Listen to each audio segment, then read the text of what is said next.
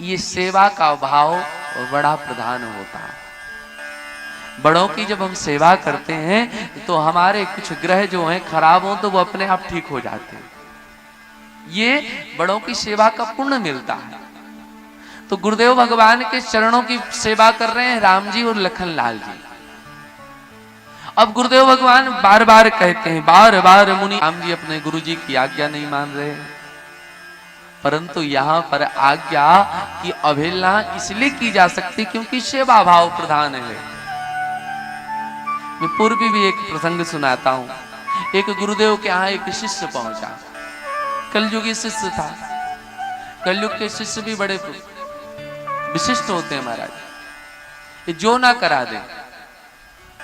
गुरुदेव ने कहा अपने शिष्य से, बेटा देखो बरसात हो रही है, बरसात हो रही है, तुम ऐसा करो गाय को बंधन मुक्त कर दो। तो चेले ने कहा, गुरुजी ये तो आप जैसे महापुरुष कर सकते हैं, हम स्वयं बंधे हुए हैं बंधन में, हम कहां गाय को बंधन मुक्त कर पाएंगे। गुरुजी ने कहा, ये चेला नहीं मिला, गुरु ही मिल गया है। अब गुरुजी ने तब तक कहा, देखो बेटा बरसात बाहर हो रही थी, बंद हुई कि नहीं हुई। अब चेले ने सोचा जाने से बचने का उपाय क्या है। तो बाहर से बिल्ली आकर के गुरुजी के बगल में बैठी थी।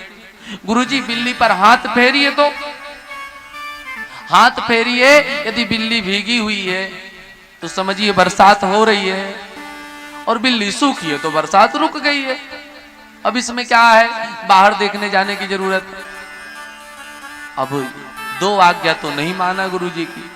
सुबह गुरुजी के यहाँ पर बढ़िया सी काजू की बर्फी आई। गुरुदेव ने कहा, बेटा पाओगे, खाना है।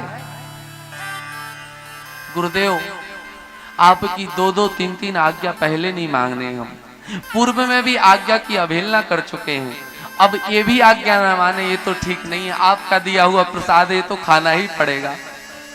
तो आज्ञा अपने अनुकूल बना लेते हैं, जो मानने लायक है मानते हैं और नहीं मानने लायक नहीं मानते।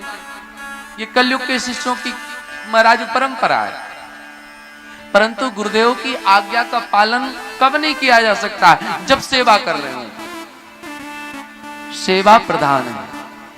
सेवा के समय आज्ञा ना भी मानी जाए तो कोई बात नहीं। गुरुदेव का सेवा करने के बाद लखन लाल जी ने श्री राघव राघवेंद्र सरकार के चरणारविंदों की सेवा प्रारंभ की।